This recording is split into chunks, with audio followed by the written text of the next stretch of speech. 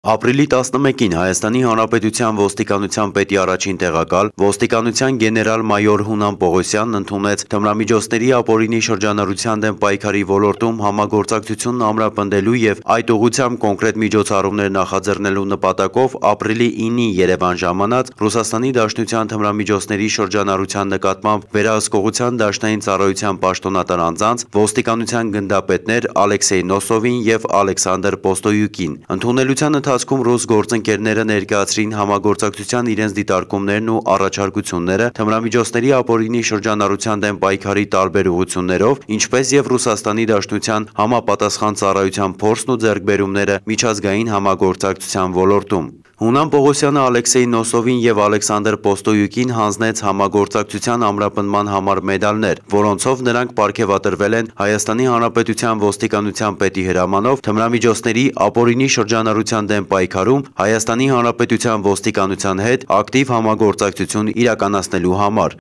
Աշխատանքային այցի ընթացքում ռուս գործընկերները մի շարք կարևոր հարցեր են քննարկել կազմակերպված հանցավորության դեմ պայքարի գլխավոր վարչությունում և համագործակցությունը ամրապնդելու ու զարգացնելու ուղղությամբ ներկայացրել կոնկրետ առաջարկություններ։